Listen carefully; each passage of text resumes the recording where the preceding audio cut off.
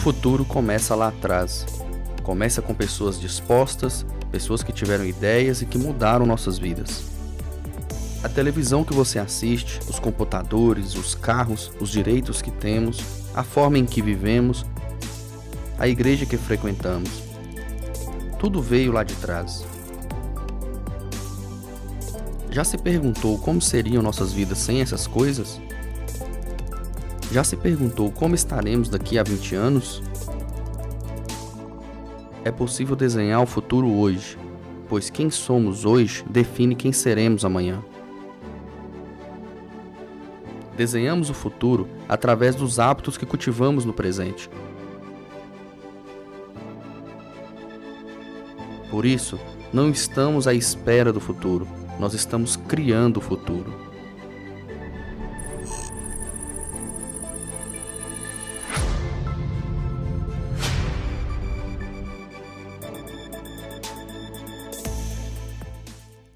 Abra sua Bíblia comigo em Atos, capítulo 2, versículo 41. Nós estamos numa série chamada Desenhando o Futuro, e nessa série nós estamos falando sobre o papel da nossa igreja na sociedade. Ao longo da série, na primeira mensagem, nós falamos sobre a nossa visão de igreja, que é uma cidade transformada pela igreja de Jesus. Nós falamos também na segunda mensagem da série sobre a nossa missão, que é apresentar Jesus às próximas gerações. Nós falamos sobre os nossos valores, que é amor, gratidão, honra, submissão, generosidade, na terceira mensagem da série. E nós falamos também na quarta mensagem da série sobre a nossa cultura, que foi semana passada, que é uma cultura de uma igreja família. Nós queremos ser uma igreja familiar. E a partir de hoje, a partir desse domingo, nós vamos falar sobre as estratégias que utilizaremos para alcançar a nossa missão. E se a nossa missão é apresentar Jesus às próximas gerações, se a nossa missão é construir uma igreja para as próximas gerações, então a primeira estratégia que nós vamos trabalhar é ser uma igreja movimento. Eu sei que nós já falamos sobre isso algumas vezes, eu quero até te recomendar, se você ainda não ouviu, a entrar no Spotify e escutar a mensagem chamada Igreja Movimento versus Igreja Monumento. E hoje eu quero trazer um novo aspecto sobre o que significa ser uma igreja movimento. E você que abriu a sua Bíblia, você pode ler comigo Atos 2, versículo 41. O texto diz assim: os que aceitaram a mensagem foram batizados. E naquele dia houve um acréscimo de cerca de 3.000 pessoas. Eles se dedicavam ao ensino dos apóstolos e à comunhão, ao partir do pão e às orações. Todos estavam cheios de temor, e muitas maravilhas e sinais eram feitos pelos apóstolos. Todos os que criam mantinham-se unidos e tinham tudo em comum. Vendendo as suas propriedades, distribuíam a cada um conforme a sua necessidade. Todos os dias continuavam a reunir-se no pátio do templo, partiam o pão em suas casas e juntos participavam das refeições. E com alegria e sinceridade de coração eles faziam isso, louvando a Deus e tendo a simpatia de todo o povo.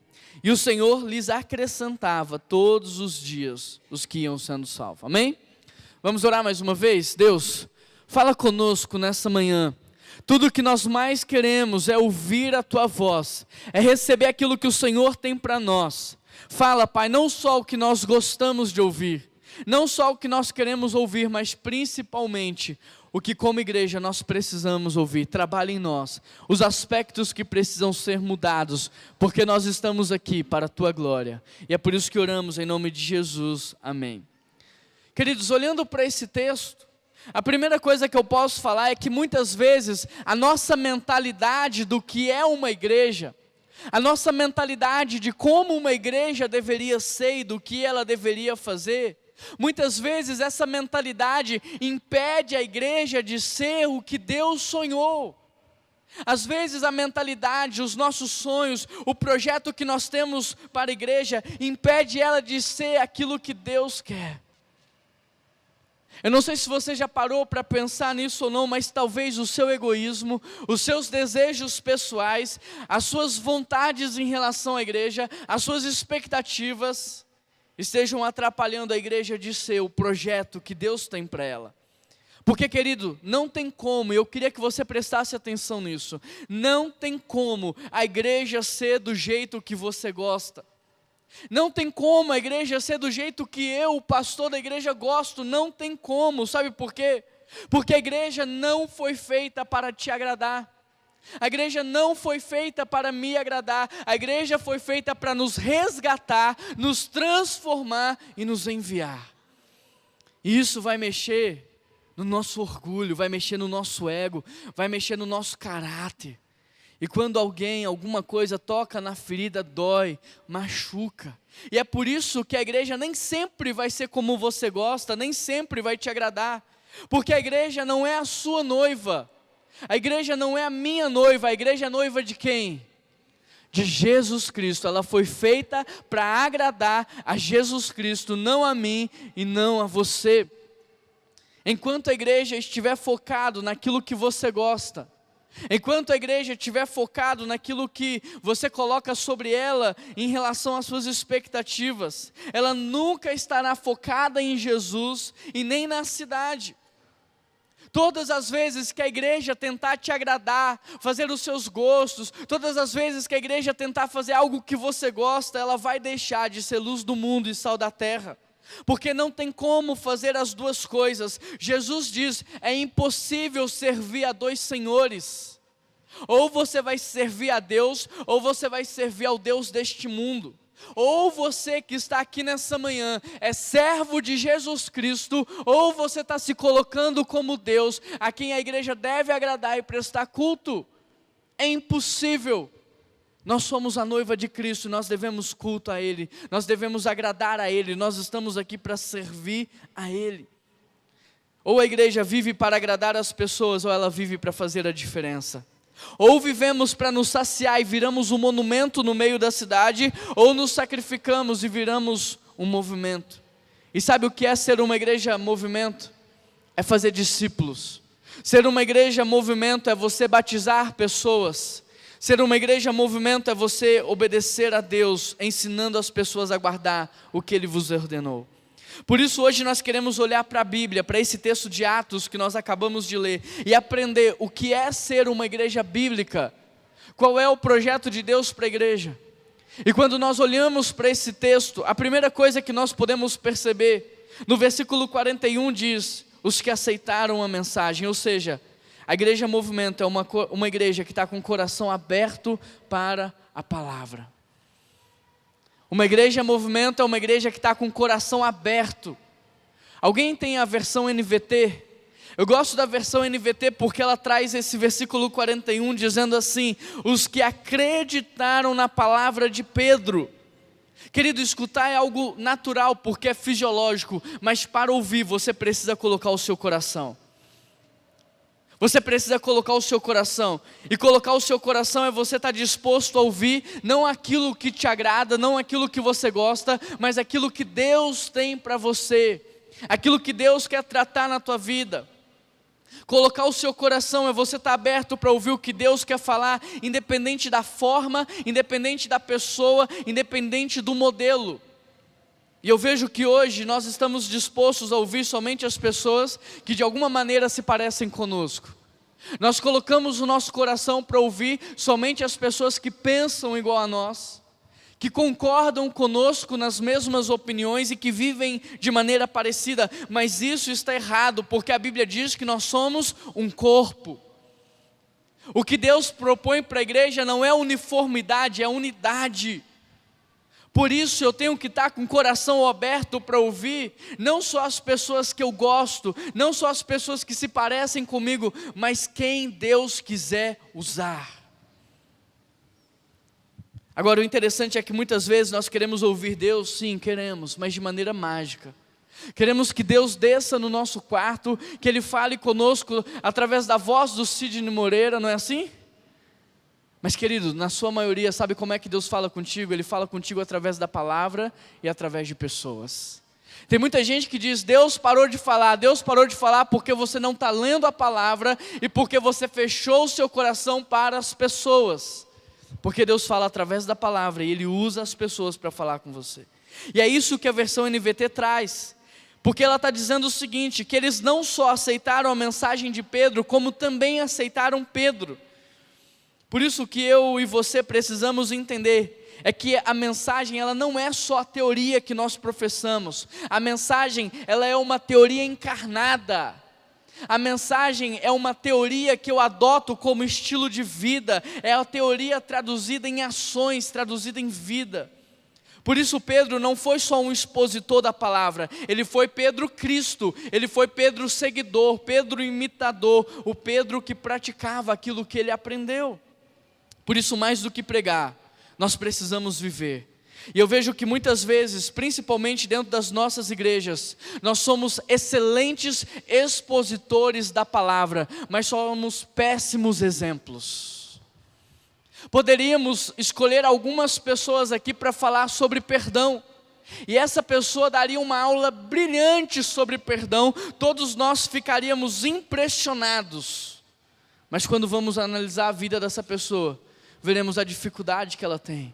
Veremos que ela não libera perdão, que ela não aceita liberar perdão na vida dela. Somos excelentes expositores, mas somos péssimos exemplos. Todos nós poderíamos falar aqui sobre o amor de Deus, mas sabe como é que a gente ama? No amor diabólico, no amor interesseiro, no amor de contrapartida, e não o amor divino, unilateral, incondicional. Sabemos falar sobre tudo, mas não vivemos, não praticamos, percebe?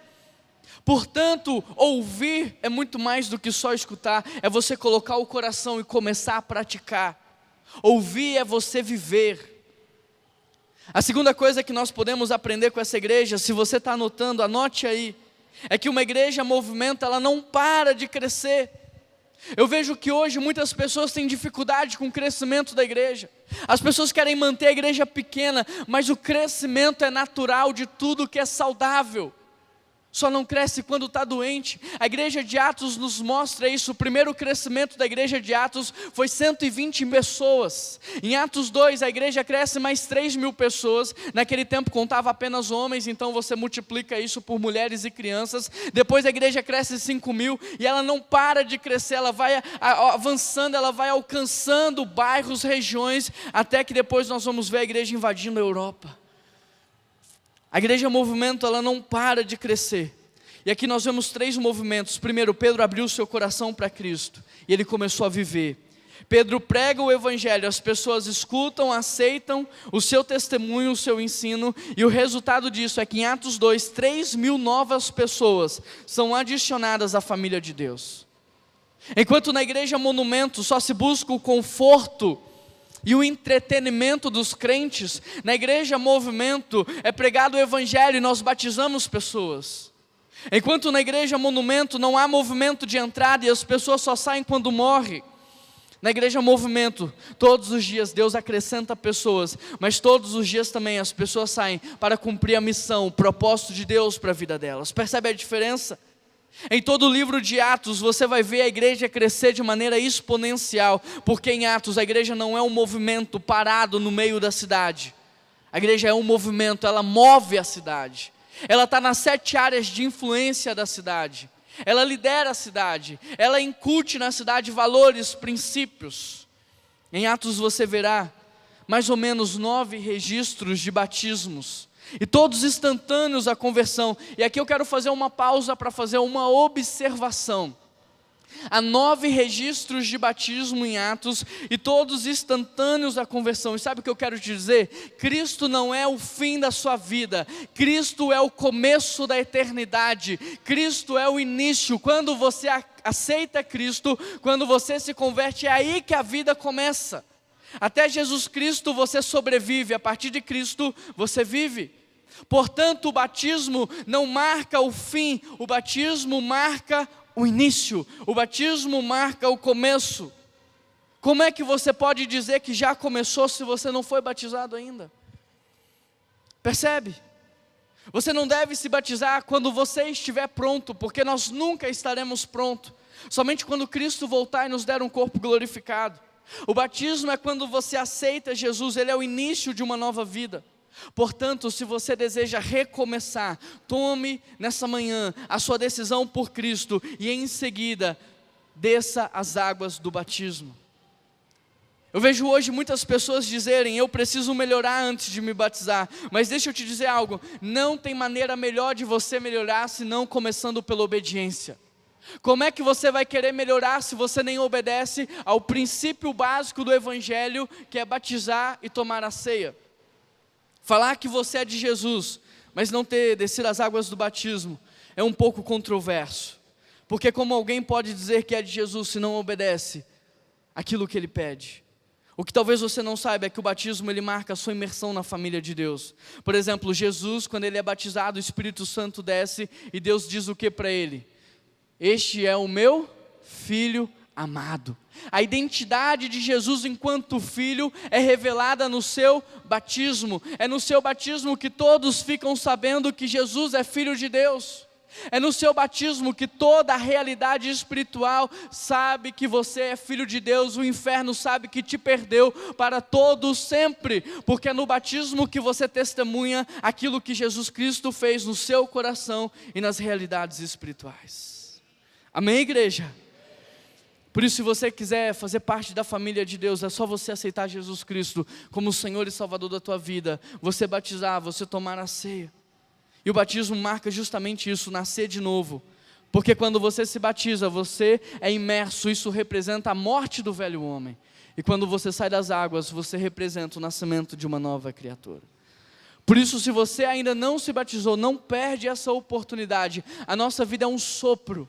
Nós não sabemos o que vai acontecer amanhã. Não permaneça em desobediência a Cristo.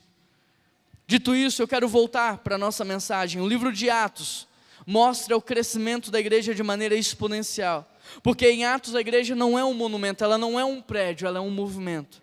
E em paralelo a essa prática, você tem Jesus dizendo: vão por todo mundo, pregando o Evangelho, batizando em nome do Pai, do Filho e do Espírito Santo. E depois que você batiza a pessoa, você faz o quê? Ensina para ela tudo o que ela deve fazer, praticar e obedecer. E Jesus diz: eis que estarei convosco até o final dos tempos. Ou seja, o que Jesus está dizendo é: você prega o Evangelho, as pessoas associam o Evangelho à sua vida, elas aceitam a mensagem, você batiza essa pessoa e depois você discipula ela, você ensina o que ela precisa aprender. E aí eu te pergunto, em toda a sua caminhada cristã, presta atenção nisso, quantas pessoas aceitaram Jesus através da sua vida, da mensagem pregada pela sua vida? Em toda a sua caminhada cristã, você batizou quantas pessoas?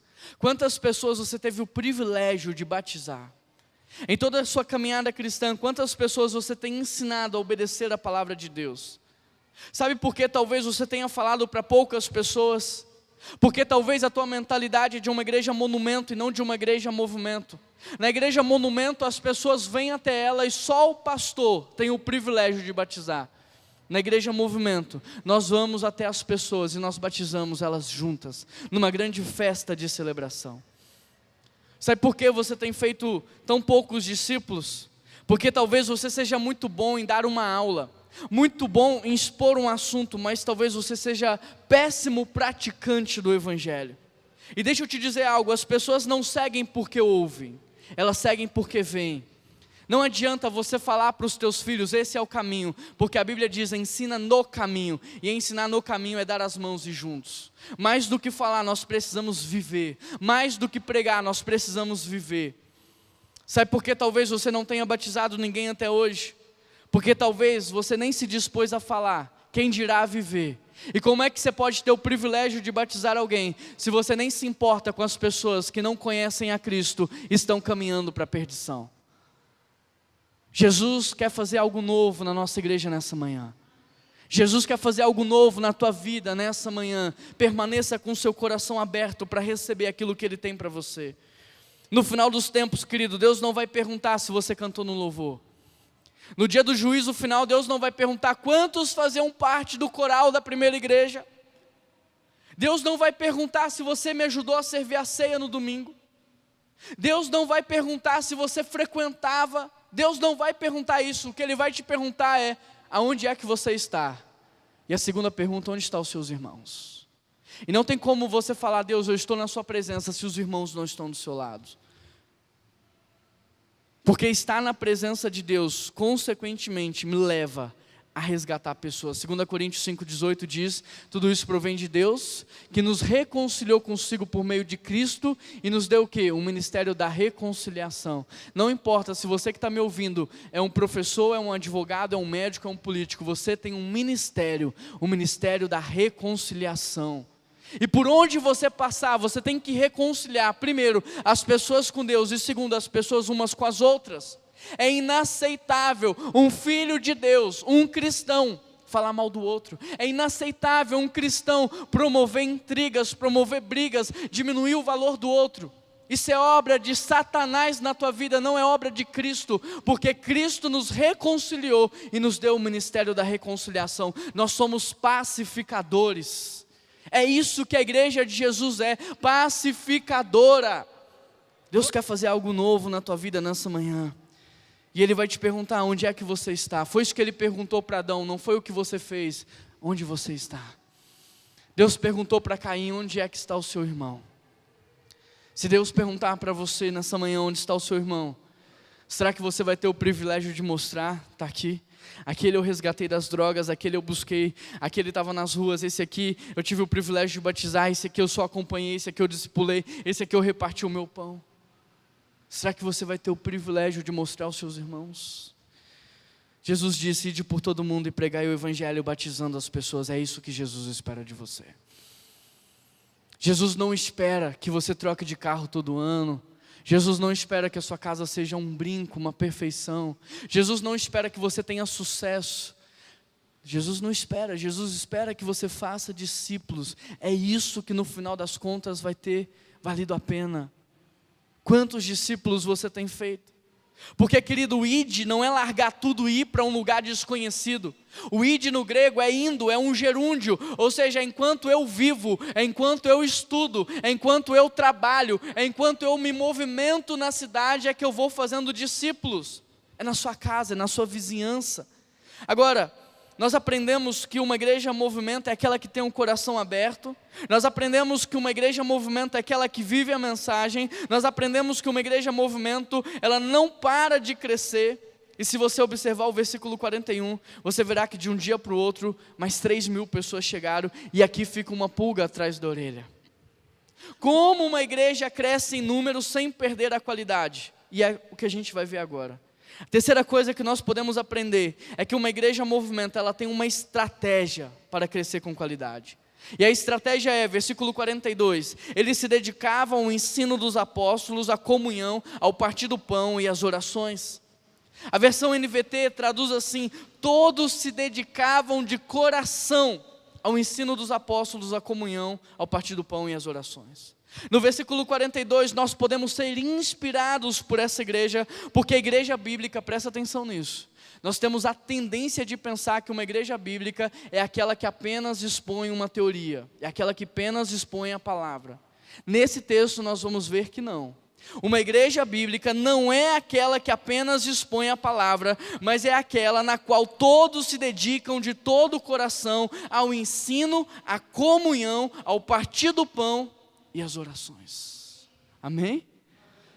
É mais fácil só pregar. É mais fácil dar uma aula.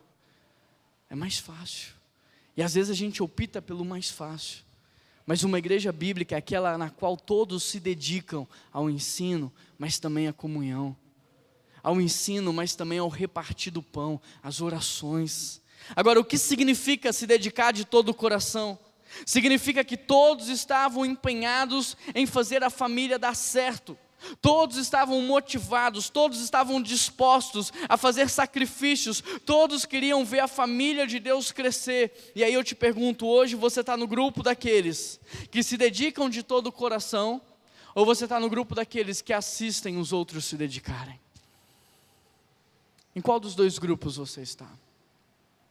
Você está no grupo daqueles que estão se empenhando, se dedicando para a família de Deus crescer e dar certo, ou você está assistindo na expectativa de dar errado, para talvez ter o privilégio de falar: eu avisei, eu falei que não ia dar certo.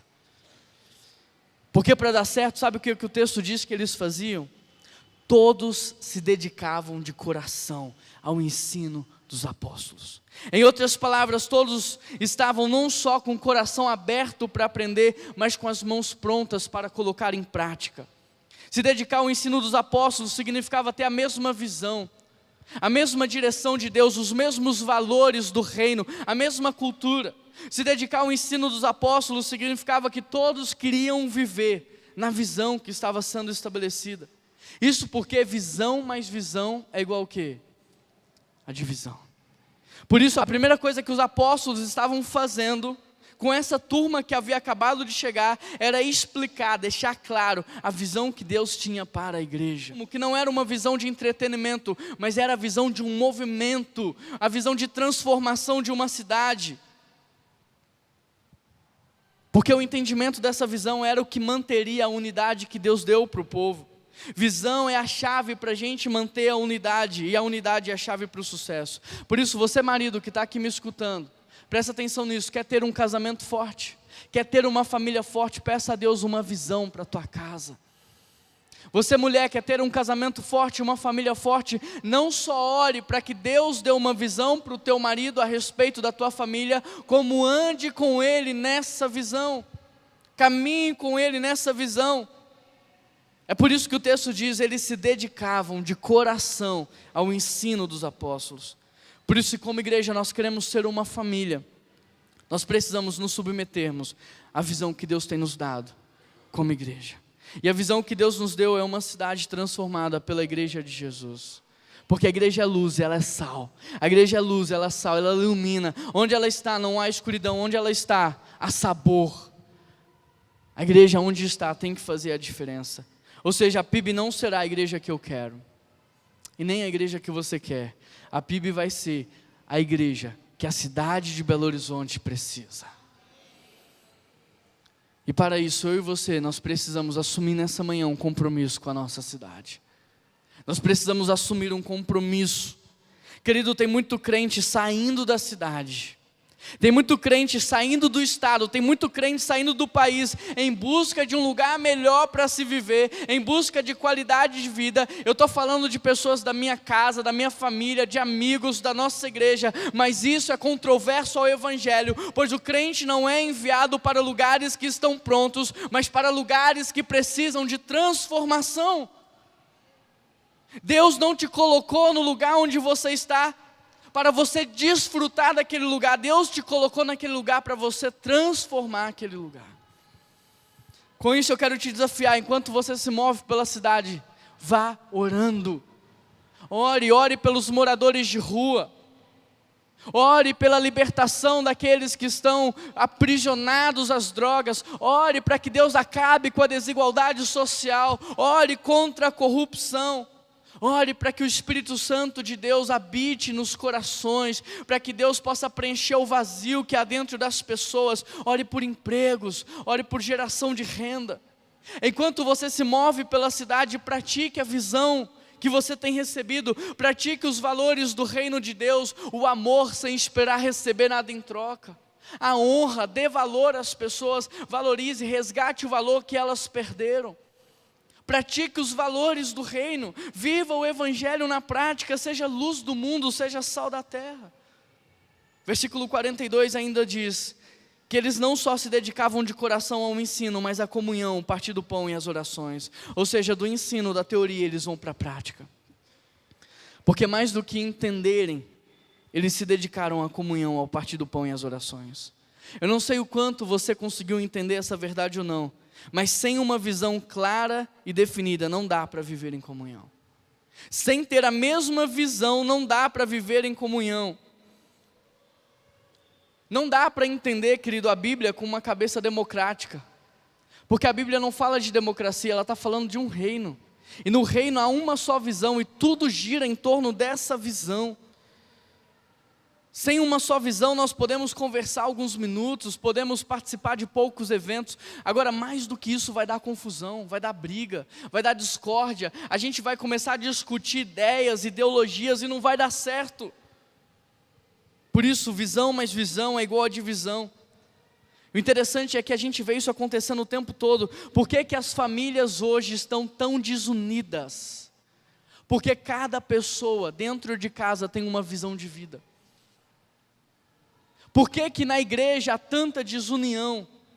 Porque há várias visões diferentes.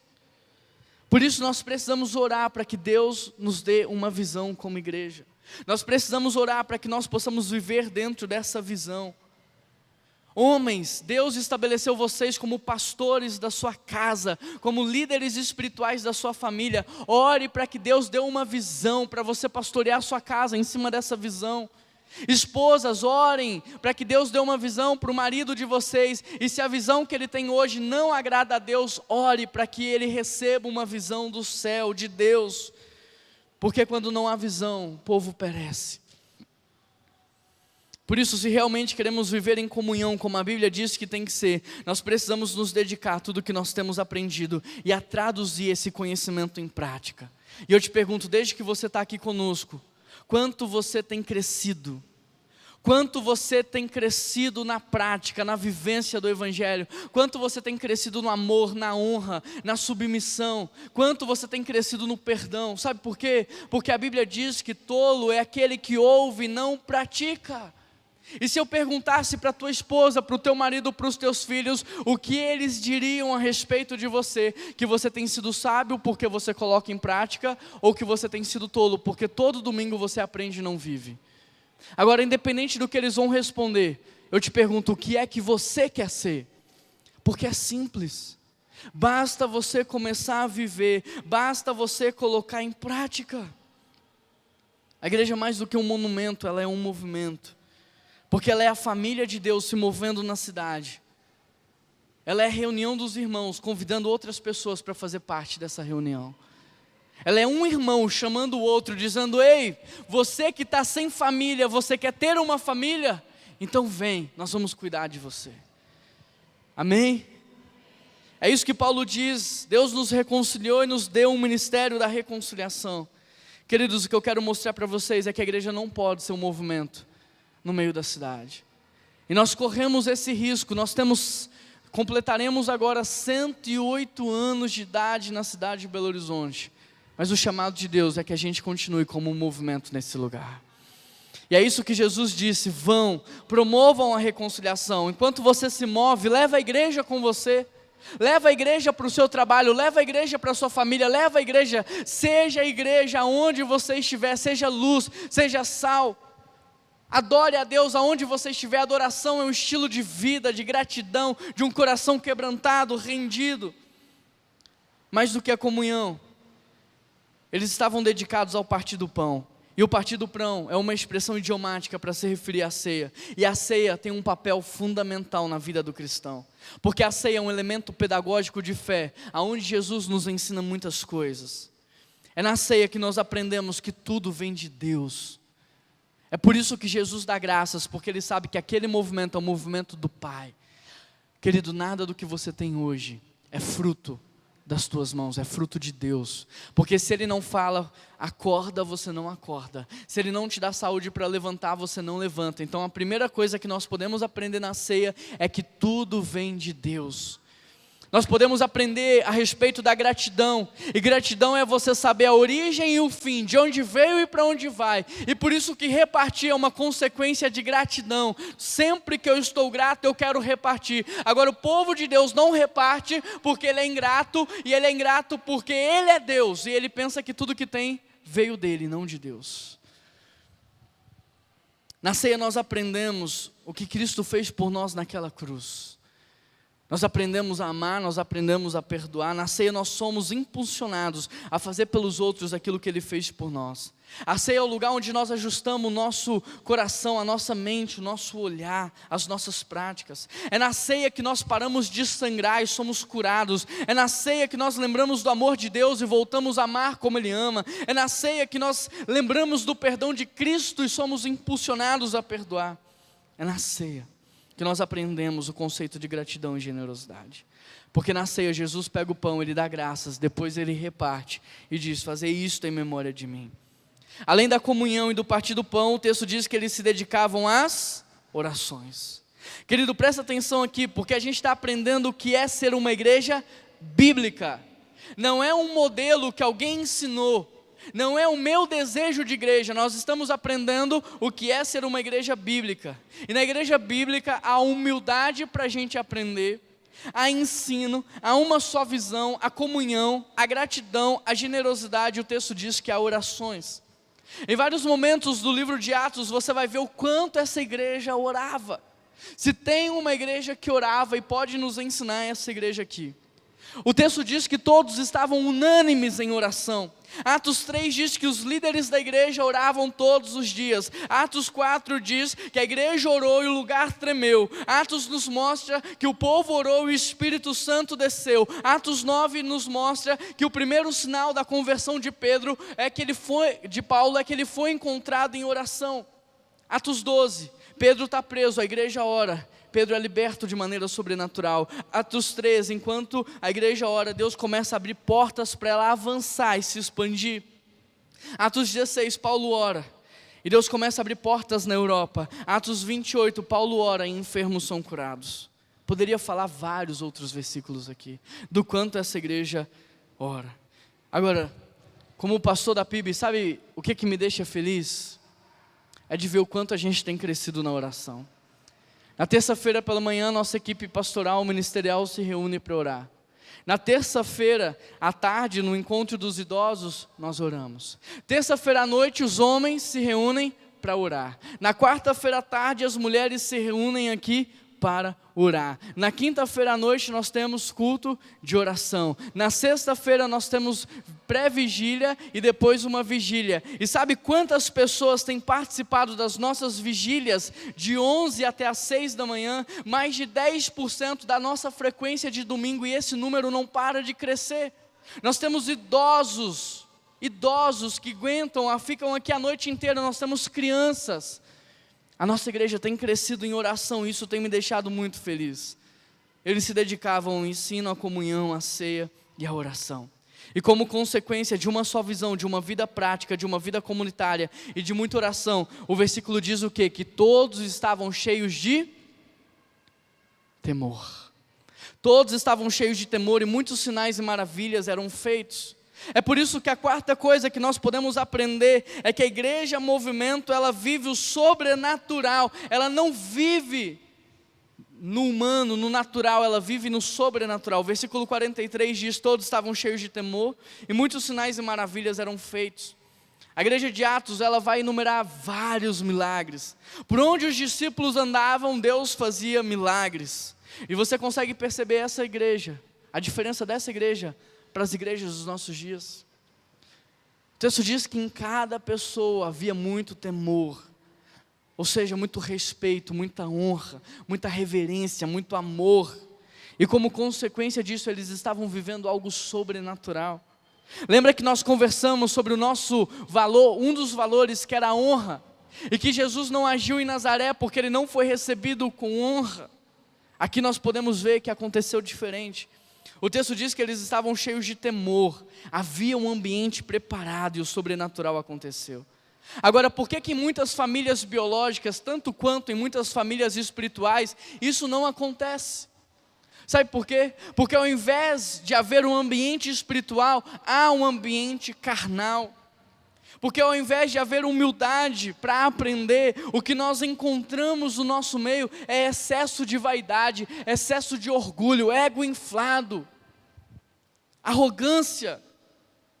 Porque ao invés de haver só uma visão nas nossas casas, famílias, igreja, há várias visões, cada um quer andar para um lado, cada um quer ir para uma direção. Porque ao invés de haver respeito, perdão, gratidão, generosidade, nós vemos invejas, brigas, rachas, desavenças. Se você quer ver o sobrenatural de Deus na sua casa, prepare o ambiente, ensinando a sua família a viver o Evangelho, ensinando a sua família a praticar os valores do reino de Deus. Quer viver um ambiente sobrenatural na igreja? Então vamos praticar o que nós temos aprendido. O texto diz que eles tinham temor e como consequência disso o sobrenatural aconteceu. E hoje como igreja a gente tem visto isso acontecer. Eu não sei quantos estavam aqui conosco no culto da virada, mas nós tivemos aqui mais de 40 testemunhos do que Deus tem feito, de curas, de transformação, de libertação, de restauração. Nós temos visto o sobrenatural acontecer, porque nós temos cultivado um ambiente familiar de perdão, de amor, de cuidado. No Café Conexão, muitas pessoas têm testemunhado como é que elas se sentem quando elas entram aqui, a presença de Deus, o poder de Deus, o que Deus tem feito. Talvez você já esteja acostumado, mas tem pessoas testemunhando coisas sobrenaturais. Nas células da nossa igreja, Deus tem feito coisas impressionantes, Deus está agindo o tempo todo. Querido, o mundo espiritual rege o mundo material. É o mundo espiritual quem rege o mundo material. A quinta coisa que nós podemos perceber é que a igreja Movimento, ela se mantém unida, independente de qualquer adversidade. Versículo 44 diz: todos os que criam mantinham-se unidos e tinham tudo em comum. No versículo 45 diz: vendendo as suas propriedades e bens, distribuíam a cada um conforme a sua necessidade. Versículo 46, todos os dias continuavam a se reunir, tanto no templo quanto em casa, e juntos participavam das refeições com alegria e sinceridade de coração. Vou te fazer uma pergunta: quantas vezes na semana eles estavam reunidos? Todos os dias. Agora eu te pergunto, numa cidade como a nossa, numa metrópole como a nossa, numa realidade de igreja como a nossa, de onde as pessoas vêm dos bairros, das cidades, tem pessoas no nosso meio que demoram 2 horas para chegar aqui. Como é que isso é possível? Como é que a gente vive isso? O próprio texto nos ajuda, porque ele responde: eles se reuniam aonde? No templo e nas casas. No templo e nas casas e no templo. Deixa eu te dizer algo muito sério: a igreja que só se reúne no templo, ela é uma igreja manca, ela é uma igreja deficiente, é uma igreja fragilizada. Porque da mesma forma que Deus nos deu 2 pernas para andar, Deus deu 2 asas para os pássaros voarem, 2 nadadeiras para os peixes nadarem, e Deus deu a igreja e o templo e as casas para a gente se movimentar. Templo e casa é como andar, templo e casa é como se movimentar na cidade. O templo e as casas não só são uma estratégia do início da igreja, como para o crescimento da igreja, mas também para a sobrevivência da igreja no período de perseguição. Há muitas igrejas fora do Brasil que já estão preparadas para a perseguição.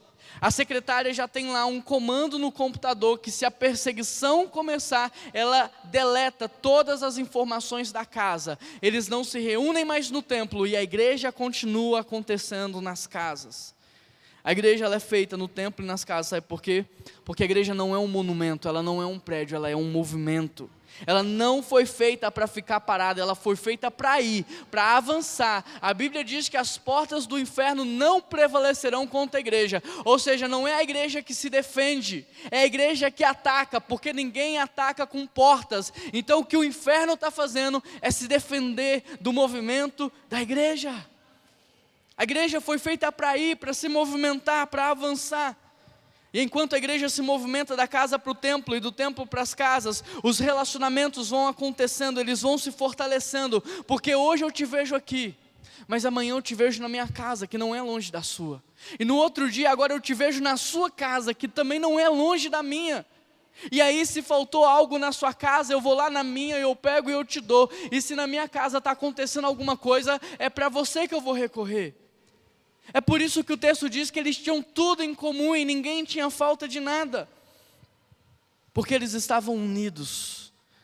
O relacionamento não só vai acontecendo, eles vão se fortalecendo, porque agora a gente não só se vê nos domingos, mas a gente se encontra o tempo todo, porque agora eu não te vejo só na igreja, mas também na minha casa. O nosso relacionamento agora não é fruto de resultado, ele é fruto de um processo.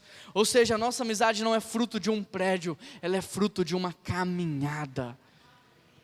Ela é fruto da vida, ela é fruto de um caminho onde a gente dá a mão, aí o Juninho fraqueja, cai, eu levanto o Juninho, outro dia eu estou desanimado e o Juninho vem e fala assim: não, Juan, vamos lá, a gente consegue. no caminho a cura, no caminho a libertação, é no caminho que a transformação acontece, porque a Bíblia diz que é o ferro que afia o ferro, é o homem que afia o homem. Deus pode falar com você aqui, você sai chorando e ninguém viu, ninguém percebeu, e passou 2 dias e nada mudou. Mas acontece que na sua casa, na caminhada, andando junto, a gente vai se afiando, a gente vai trabalhando um ao outro, e a gente vai se aperfeiçoando, e a gente vai se tornando cada dia mais parecido com Cristo. E como fruto dessa vida comunitária, dessa vida compartilhada e dessa vida repartida, a Bíblia diz: ninguém tinha falta de nada. Que Deus! Que Deus! Por que há tanta falta no nosso meio? Porque há desunião, porque há várias visões, porque a gente só se encontra no prédio. Então, como é que ninguém tem falta de nada? Porque a Bíblia diz que eles tinham tudo em comum. Queridos, no reino de Deus não existe o meu pai, existe o Pai nosso. No reino de Deus não existe o meu pão, existe o pão nosso. É por isso que eles tinham tudo em comum e ninguém tinha falta de nada, porque quando o Pai é nosso, o pão não pode ser meu. Glória a Deus. Agora, tudo isso só é verdade, tudo isso só aconteceu porque eles estavam se movimentando da casa para o templo e do templo para as casas. A sexta coisa que nós podemos perceber, e já estamos caminhando para o final, é que uma igreja movimento, ela adora com entusiasmo. Versículo 47 diz: louvando a Deus e tendo a simpatia do povo. Uma igreja bíblica é aquela que tem humildade para aprender, pratica o evangelho, tem vida comunitária, é generosa, vive em oração, se reúne no templo e nas casas e adora a Deus todos os dias com entusiasmo. A sétima coisa que podemos perceber é que a igreja movimento, ela crescia porque Deus acrescentava as pessoas. Quem acrescenta as pessoas é Deus.